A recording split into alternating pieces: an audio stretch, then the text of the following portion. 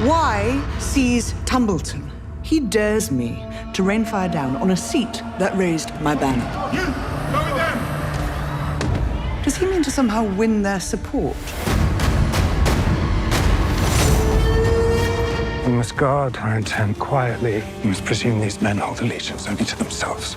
You river folk? I fucking hate river folk.